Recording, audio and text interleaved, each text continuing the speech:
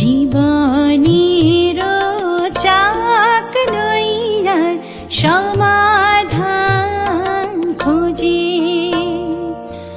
জীবনের চাক নইয়ার সমাধান খোঁজে। হাওয়া ধরে খেলাম আজি হাওয়া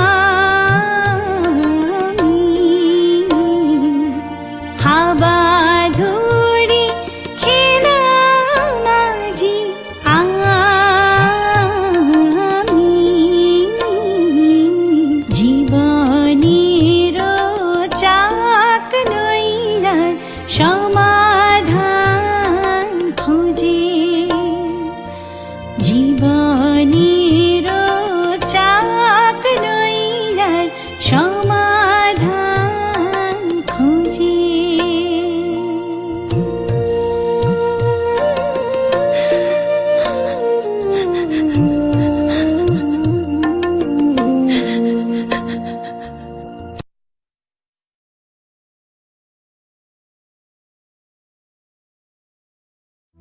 ষাট ৬৫ বছর বয়সে অনেক পুরুষ বা মহিলার আস্তে আস্তে মগজের কার্যক্ষমতা লোপ পায়।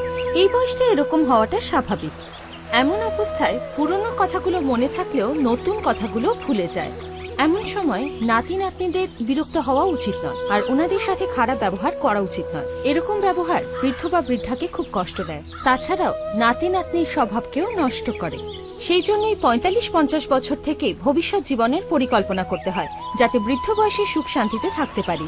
যতক্ষণ টাকা পয়সা থাকে ততক্ষণই সবাই সমীহ করে, সেই জন্যই আগেই এর ব্যবস্থা করে রাখতে হয়। সেই জন্য বৃদ্ধ মানুষদের এই ক্ষেত্রে সাবধান হওয়া উচিত।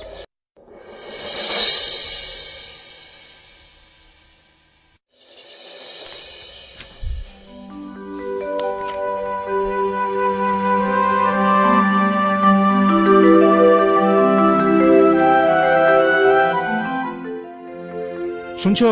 ওঠো ওঠো, এত শুয়ে থাকে নাকি?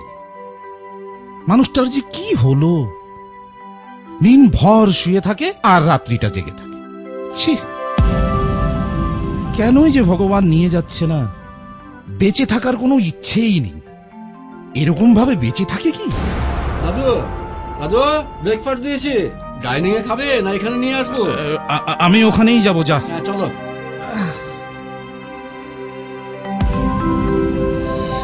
ও ঠাম্মা, ওঠো ওঠো ওঠো, ব্রেকফাস্ট দিয়েছি। দিনের বেলা শুয়ে থাকবে আর রাত্রিবেলায় উৎপাত। কি করি এখন? জল ঢেলে দেবো? এই বুড়ি ওঠ, না উঠলে গায়ে জল ঢেলে দেবো। বারে বারে ব্রেকফাস্ট বানাতে পারবো না আমি। ব্রেকফাস্ট দিয়েছি টেবিলে, যাও।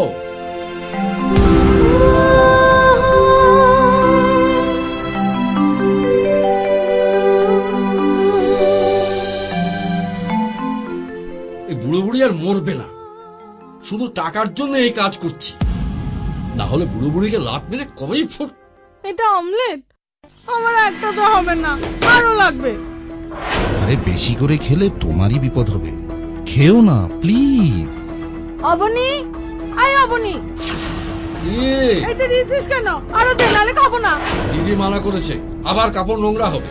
ওই, এটা আমার বাড়ি, আমি যা বলবো তাই হবে। দিদি আবার কে? আরে মমতা, আস্তে বলো, আস্তে প্লিজ। চুপ করে থাকবো কেন? থাকবো না। কি অশান্তি না। তোমার যা ইচ্ছে তাই করো, আমি রুমে যাই। খাওয়ার সময় শান্তি দেয় না। ও বুড়ি, খাবি আবার ফুটনিও মারবি? না খাইয়ে না খাইয়ে মারবো। কি হয়েছে? কি হয়েছে? মা, আপনি খেয়েছেন? খাচ্ছি। ও আমাকে একটা অমলেট দিয়েছে। একটা তো দিলামই, আর দিতে পারবো না, কাপড় নোংরা হবে। আমাকে আরো দাও, আরো দাও, আরো দাও। চুপ, একদম চুপ। রমণী, তুই আর কিচ্ছু দিবি না। আমি কলেজে যাচ্ছি, তুই একটু খেয়াল রাখবি। ঠিক আছে বৌদি, হবে।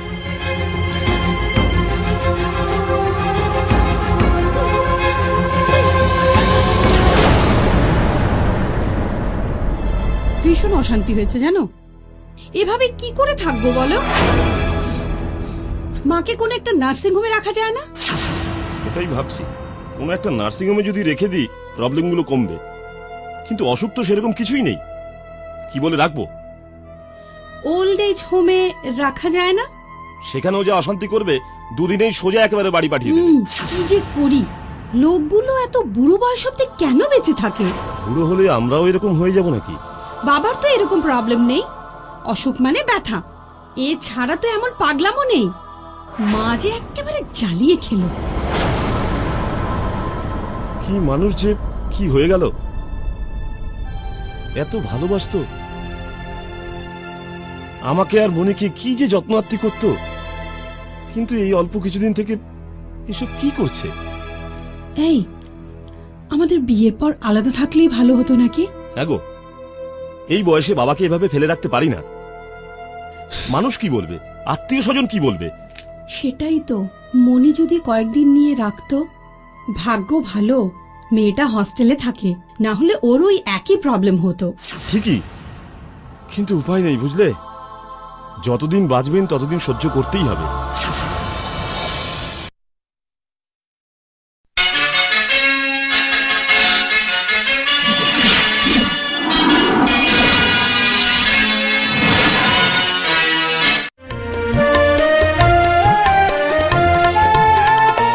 মোর বেলা বই যায় গোধূলিলে হোর মিলাউতে তোমার হোরে হোরে মোর বেলা বই যায় গোধূলিলে হোর মিলাউতে তোমার হোরে হোরে মোর বেলা বই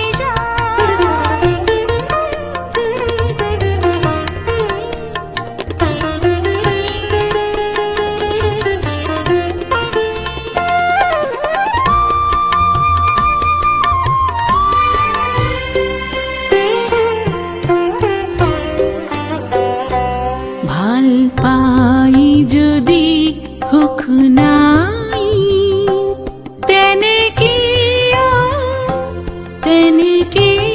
আমি চাই ভাল পোৱা ভাল পাই যদি সুখ নাই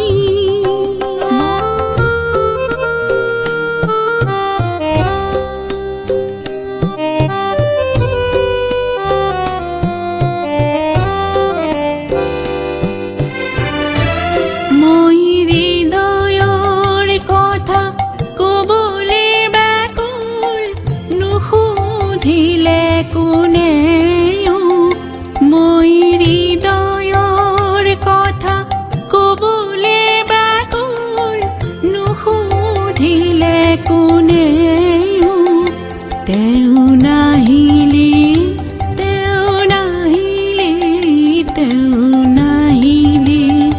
যাক সপিলো এই প্ৰাণ মন দেও মই হৃদয়ৰ কথা।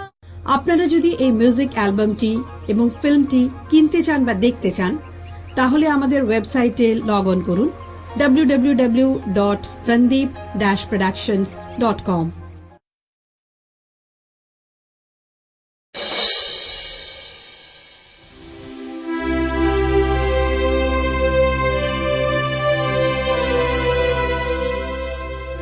কুনাল, ও বাবা, তুমি উঠে এলে যে?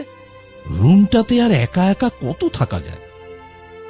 তোর সাথে একটা কথা ছিল। বাবা শোনো, আমার অফিসে দেরি হয়ে যাচ্ছে, তোমার যা বলার আছে বৌমাকে বলো। দুটো কথা শোনার তোর সময় নেই? কথা সেটা না বাবা, আমার অফিসটা তোমার কথার থেকেও বেশি ইম্পর্টেন্ট, বুঝতে পেরেছো?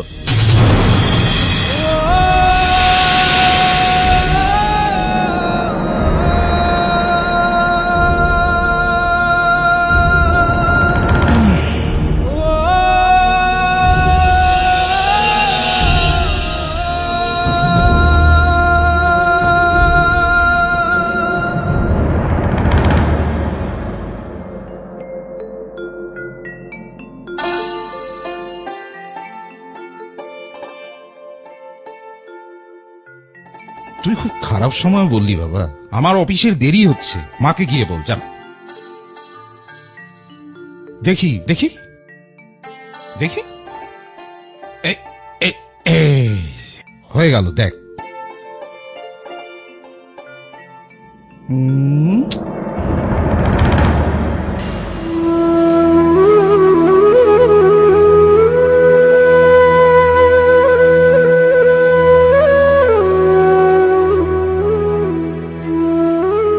বাবা, এখানে বসে আছো যে, ভেতরে যাও। দাঁড়াও বৌমা, দাঁড়াও। রুমটাতে আর কত বসে থাকবো?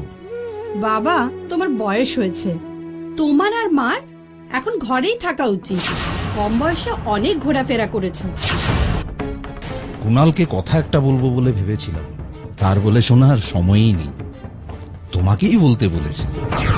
বলুন, আমি বেরিয়ে যাচ্ছি, কাজ আছে। তাহলে বরঞ্চ লিখেই দি, সময় পেলে পড়ে দেখো। আসলে আমার হাত যে কাঁপে, তুমি বুঝবে না। মস্করা করতে হবে না বাবা, বলো। আমি আর মমতা গ্রামেই চলে যাই নাকি? কি? একটা কাজের ছেলে হলেই হবে, বাকি সব আমরাই ব্যবস্থা করে নেব। বাবা, এখানে কি অসুবিধে হয়েছে? খারাপ পাওয়া ভালো পাওয়ার ব্যাপারটা নয়, কথা হলো মমতা তোমাদেরকে খুব অশান্তি দিচ্ছে। আমিও রুমটাতে একা একা পাগল হয়ে গেলাম, তাই পুরনো ঘরটাতে যাব বলেই ভাবছি। ওখানে কিছু একটা করে থাকবো আর কি। মারা গেলে যাবে, আর শ্রাদ্ধটা করে আসবে। আপনাদেরকে গ্রাম থেকে নিয়ে এসে শহরে রাখলাম, এত ব্যস্ততার মধ্যেও দেখাশুনো করলাম, তাও আপনাদের মন ভরাতে পারছি না। ওকে বলবো, ও যা করার করবে।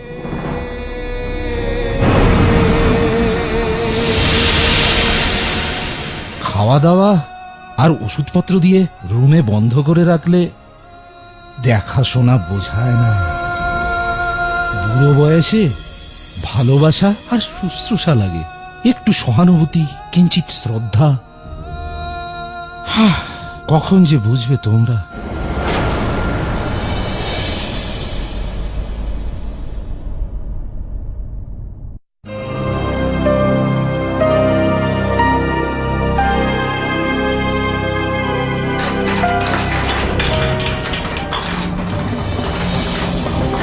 আপনি এখানে কি করছেন? যান ভেতরে যান। আমি ভাত খাবো। পাগলই হলো নাকি? নিয়ে যা, ধরে নিয়ে যা। আর শোন, নিয়ে ঘরের দরজা বন্ধ করে দিবি। আসুন আসুন আমার সাথে, চলুন। যাবে না, আমি ভাত দাঁড়াও খাবো। দাঁড়াও, যা- টানাটানি করো না তো। মমতা, মমতা শোনো, কি লাগে তোমার? আমি দেবো তো, এসো, রুমে আছে, এসো। দেবে তো? দেবো, এসো এসো এসো Shit. এসো।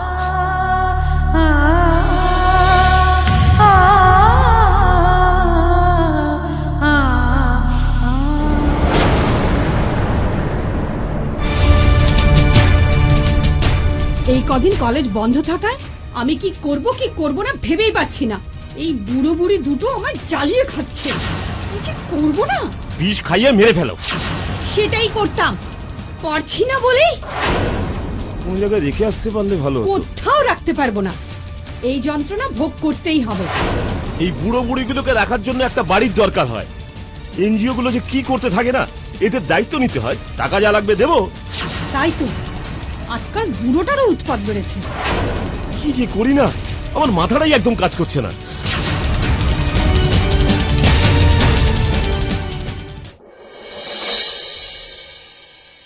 বৌদি, ও বৌদি, বল। ঠাকুমা দেখছি নেই। নেই মানে? নেই মানে ঘরেও নেই, বিছানায়ও নেই। বাথরুমে? না না, বাথরুমেও নেই। আমার চোখের সামনেই তো দাদু বাথরুমে গেল। দেখ তো দেখ, বাইরে বেরিয়ে গেল নাকি? দেখ দেখ। দরজা তো বন্ধ আছে। এখন বন্ধ আছে মানে? সকালে খোলা ছিল। সকালবেলা দরজা খোলা ছিল?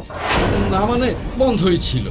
মানে দাদা মর্নিং ওয়াকে গিয়ে বন্ধই করেনি নাকি। ও তো ঠান্ডা পড়েছে বলে আজ মর্নিং ওয়াকেই যায়নি।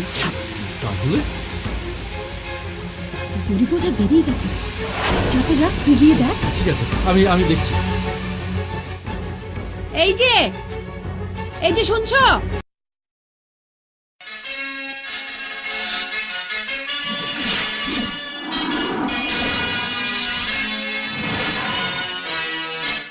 सन 2008 New York film independent film festival में सॉन्ग्स ऑफ द डॉन सर्वश्रेष्ठ अंतर्राष्ट्रीय निर्देशक का पुरस्कार अनुभवी फिल्म निर्माता सीबा प्रसाद ठाकुर को मिला। फिल्म का प्रथम प्रदर्शन गुवाहाटी, असम में हुआ। पहले असम में 100 से भी अधिक सिनेमाघर होते थे, पर अब केवल 30 ही रह गए हैं। फिल्म के लिए अधिकतम श्रोताओं को आकर्षित करने के उद्देश्य से डॉक्टर शर्मा ने स्वयं राज्य का दौरा करने का प्रबंध किया।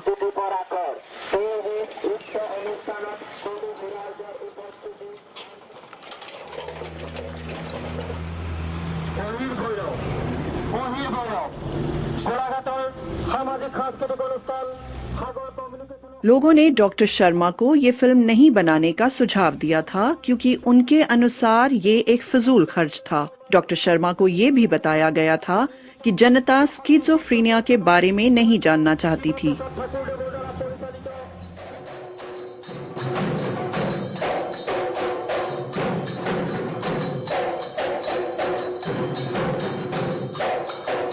वर्ल्ड हेल्थ ऑर्गेनाइजेशन की खोज के अनुसार भारत में 75 मिलियन से ज्यादा लोग गंभीर मानसिक रोग से पीड़ित हैं और ये संख्या ग्रेट ब्रिटेन और आयरलैंड की आबादी से भी ज्यादा है।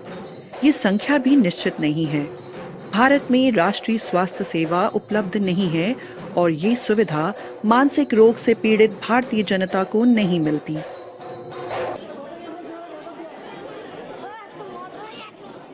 आलोचकों का विश्वास तोड़ते हुए असम से हजारों लोग फिल्म का प्रदर्शन देखने के लिए एकत्रित हुए।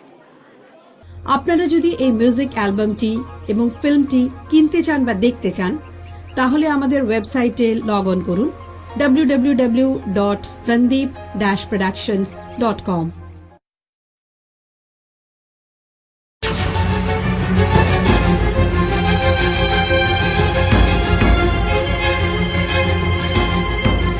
কি হবে এখন? কোথায় গেল মানুষটা? দাঁড়াও তো বাবা, এত অধৈর্য হবে না। আছে কোথাও, অবনী গিয়েছে না? রমণী রমণী খুঁজে পাবে নাকি? আমি পুলিশের কাছে যাব। কাউকে না বলে এভাবে বাইরে যাওয়াটা কি ঠিক? গ্রামের বাড়িতে যাইনি তো। ঠিক বলেছো, ফোন একটা করো তো। যে মানুষটা নিজের নামটাই ভুলে গেছে, এই মানুষটা আবার গ্রামের ঘরে যাবে? লাশটা পেলেই হলো। দাঁড়াও তো বাবা, এত হুলস্থুল করো না, আমরা কিছু একটা করছি। আত্মীয় স্বজনের বাড়িতে খোঁজ নাও, না হলে থানায় খোঁজ করতে হবে। হ্যাঁ ঠিক বলেছো, টিভি আর পেপারেও দিতে হবে। ঝট করে এগুলোতে খবর দিতে পারি না, এসেও তো যেতে পারে। কি হবে এখন? কোথায় বা আছে, কি বা খেয়েছে? যেতে কি বলেছিল? এত আদর যত্নে রেখেছিলাম, তা সত্ত্বেও পালালো। ও নিজে বুঝে যায়নি। এ নেবে এই বুড়িটাকে, কিডন্যাপও করবে না, নিজেই গিয়েছে, কেউ নিয়ে যায়নি। নিজে তো মরছে, সঙ্গে আমাদেরও মারছে। তোরা বুঝবি না, আমি সেটা বলিনি রে। মানুষটার মাথাটাই খারাপ হয়ে গেছে, সেই জন্যই বলছি। মাথা খারাপ হলে এত ঘুরতে ফিরতে পারে না। কোনো মাথাটাতে খারাপ হয়নি, নিজে ইচ্ছে করেই গেছে। তোরা যদি বিশ্বাস না করিস, আমি আর কি করি বল? ঠিক আছে, আমি থানা থেকে আসছি।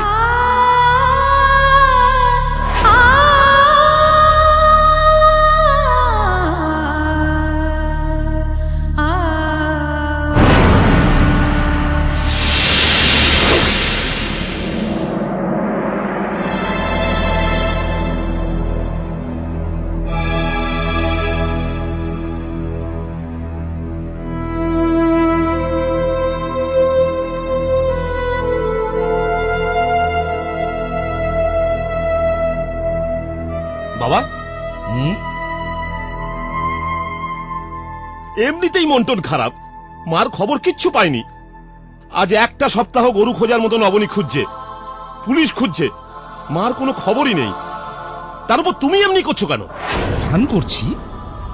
আমি কিসের ভান করছি? তোর মা হারালো, খুঁজে পেলাম না, আমার মনটা খারাপ লাগছে, খেতে ইচ্ছে করছে না। আমি খাবো না। তুমি বুড়ো হয়েছো, অবুঝো হয়েছো, এভাবে না খেয়ে দিয়ে ওষুধ বাদালে কে দেখবে তোমায়? আমরা দুজনেই চাকরি করি, অবনী আর কত দেখবে তোমায়? আমাকে দেখতে হবে না, তোর মা কোথায় মরলো কোনো ঠিক নেই, আমাকেও মেরে ফেল, কাজ শেষ। মাকে আমরা মেরেছি? তোদের অত্যাচারে মানুষটা ঘর ছেড়ে চলে গেল। আসল কথা হচ্ছে এত করা সত্ত্বেও আমাদের বদনাম করছেন আপনি। বাবারা সবসময় ছেলের ভালোটাই দেখে, কিন্তু তুমি সবসময় আমাদের দোষটাই খোঁজো। কেমন বাবা তুমি? আমাদের বদনাম করতে এতটুকু খারাপ লাগলো না তোমার? কোথায় আছে, কি করছে, খেলো না নেই, মরলই নাকি? যা মন চায় তাই করো। এরকম হলে চাকর একটা দিয়ে গ্রামের বাড়িতেই পাঠিয়ে দেবো, সেখানে গিয়ে যা ইচ্ছা হয় তাই করো। আচ্ছা, মারা যায়নি তো? মরেছে বলেও তো খবর পেলাম না। তাই তো, কারোর একটা ডেড বডি যদি পাওয়া যায়। কি যে ঝামেলা, কি যে করি না। আর এদিকে বাবার অত্যাচার।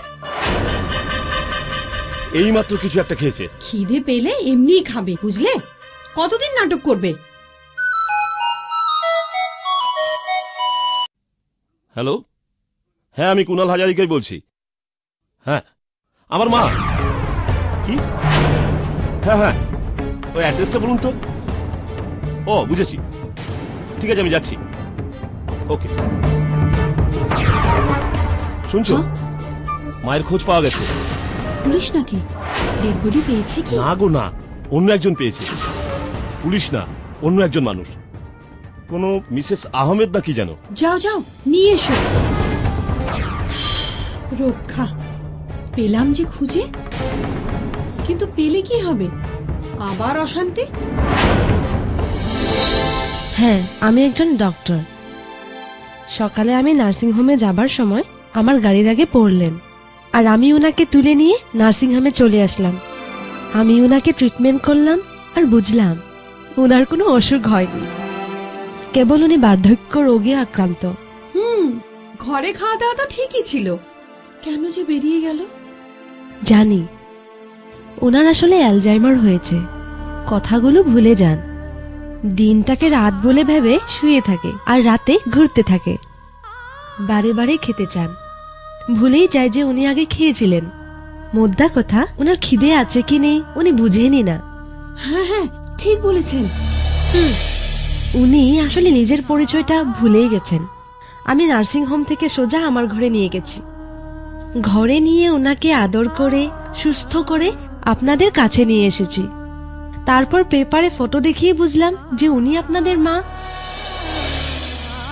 আপনাকে যে কি বলে আমি ধন্যবাদ দেব ভেবেই পাচ্ছি না। আপনি আমার বাবার বয়সের, আর এটা আমার কর্তব্য। আমার মা বাবা নেই, কিন্তু ওনাকে আমি নিজের মার মতনই দেখেছি। ওনার মতো মানুষের বা আপনার মতো মানুষের একটু ভালোবাসার প্রয়োজন, অবহেলা নয়। সবার একসময় বার্ধক্য আসবেই, সেই জন্য ভালোবেসে চিকিৎসা করলে, আদর করে রাখলে, অল্প কষ্ট সহ্য করলে ওনাদের শেষের দিন কটা খুব সুখের হবে।